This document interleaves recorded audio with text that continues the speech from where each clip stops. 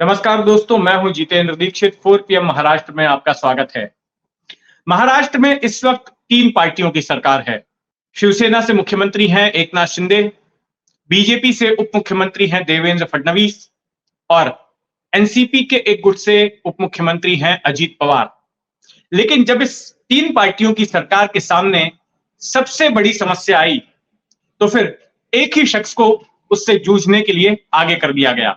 जी हां, मैं बात कर रहा हूं मराठा आरक्षण की, जिसकी मांग को लेकर इस वक्त महाराष्ट्र का एक बड़ा हिस्सा जल रहा है और यह आंदोलन दिन ब दिन आक्रामक होते जा रहा है।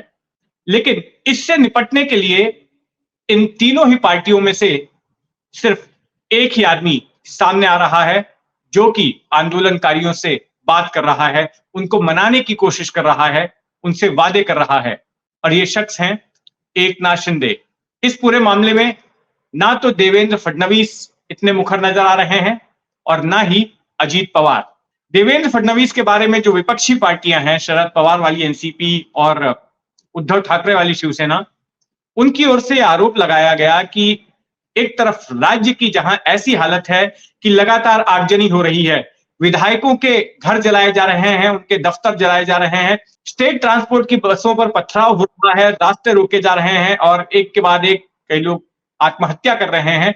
और ऐसी हालत में राज्य की देवेंद्र फडणवीस जाते हैं पड़ोसी राज्य छत्तीसगढ़ चुनाव का प्रचार करने के लिए। क्या ये देवेंद्र फडणवीस की जिम्मेदारी नहीं है, महाराष्ट्र के गृह मंत्री होते हुए, कि वो राज्य में हो रही हिंसा पर काबू पाएं और जो सबसे बड़े सवाल से इस वक्त महाराष्ट्र जूझ रहा है, उसका हल निकालने में कोई भूमिका अदा करें, कोई योगदान दें। वहीं दूसरी तरफ जो दूसरे उप मुख्यमंत्री महोदय हैं अजीत पवार, उनको हो गया है डेंगू, तो वो कथित तौर पर बीमार चल रहे हैं, इसलिए वो भी सामने नहीं आ रहे। तो ले देकर बचे मुख्यमंत्री एकनाथ शिंदे अब वही प्रेस कॉन्फ्रेंस ले रहे हैं, वही इस मामले में अपनी बात रख रहे हैं। सरकार की तरफ से मीडिया के जरिए भी वो अपील कर रहे हैं मनोज जरंगे पाटिल से, जो कि बीते 7 दिनों से अनशन पर बैठे हुए हैं, कि आप मान जाइए, अनशन खत्म कीजिए, मराठाओं को आरक्षण सरकार दे के रहेगी। लेकिन जो बाकी नेता हैं, उनकी ओर से इस तरह के बयान या इस तरह की कर्मठता नहीं दिखाई पड़ रही है। लेकिन अगर थोड़ा सा पीछे जाके देखें, अगर हम साल भर पहले की बात करें, तो जब एकनाथ शिंदे को मुख्यमंत्री बनाया गया था, तब बीजेपी को शायद इस बात का आभास था कि आगे चल के मराठा आरक्षण की मांग को लेकर आंदोलन कर सकते हैं। और यही वजह थी कि कम विधायक होने के बावजूद भी एकनाथ शिंदे को महाराष्ट्र का मुख्यमंत्री बना दिया गया। जी हां, सभी चौंके थे, आप भी चौंके होंगे ये जान के कि बीजेपी, जिसके पास 105 सीटें थी, जो राज्य विधानसभा में सबसे बड़ी पार्टी है, वो अगर शिवसेना के साथ गठबंधन करने जा रही थी, जिसके पास सिर्फ 40 विधायक थे, तो फिर मुख्यमंत्री लॉजिक के हिसाब से तो सबसे बड़ी पार्टी के आदमी को ही होना चाहिए। लेकिन मुख्यमंत्री बनाया गया एकनाथ शिंदे को। तो उसके पीछे कारण था यही मराठा आंदोलन। क्या हुआ था कि साल 2018 में मराठाओं ने इसी तरह से आरक्षण को लेकर आंदोलन किया था, लेकिन पहले वो आरक्षण जो आंदोलन था वो बड़े ही शांतिपूर्ण तरीके से हो रहा था।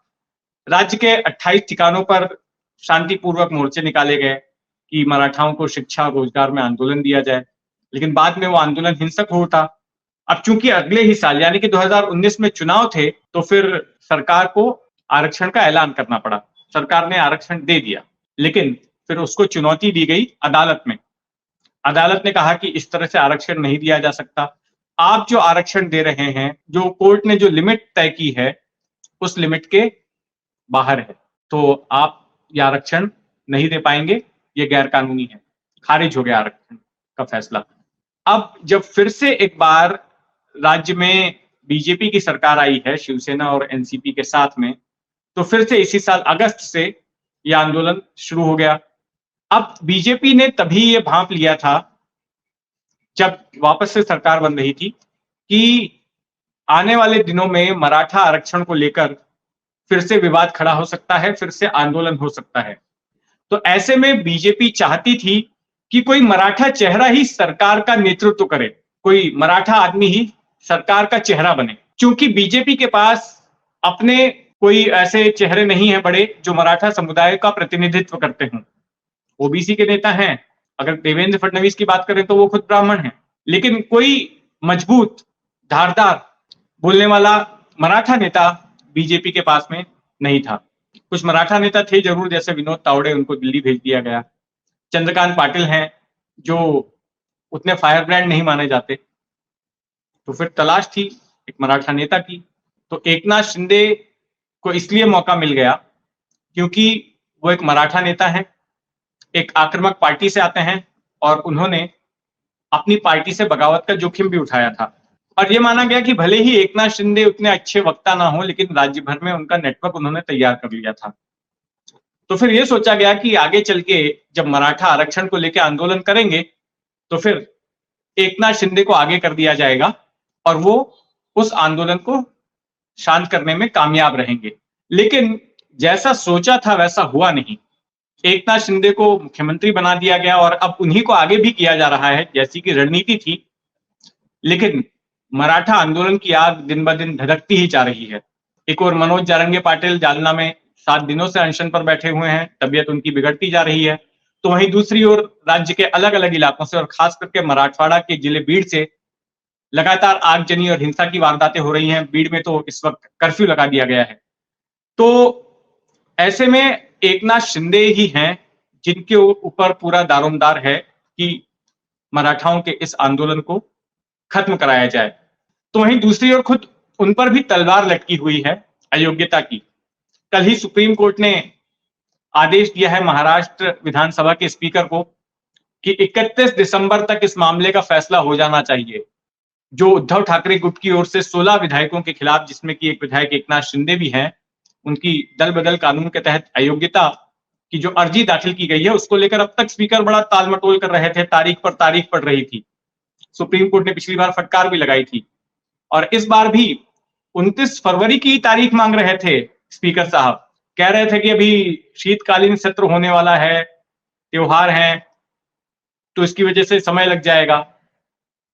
अदालत ने कहा यह सब कुछ नहीं, 31 दिसंबर तक तुम्हें फैसला सुनाना है शिवसेना के मामले में। और ऐसी ही अर्जियां एनसीपी की तरफ से आई हैं, उनके बारे में भी 1 महीना आगे यानी कि 31 जनवरी तक आपको फैसला सुना देना है। तो अब देखते हैं कि किस तरह से एकनाथ शिंदे इस विवाद का हल निकालते हैं। हमारी नजर बनी रहेगी मराठा आरक्षण को लेकर जो भी सरगर्मी इस वक्त महाराष्ट्र में हो रही है। आप भी अपनी नजर बनाए रखें 4 PM महाराष्ट्र पर। धन्यवाद।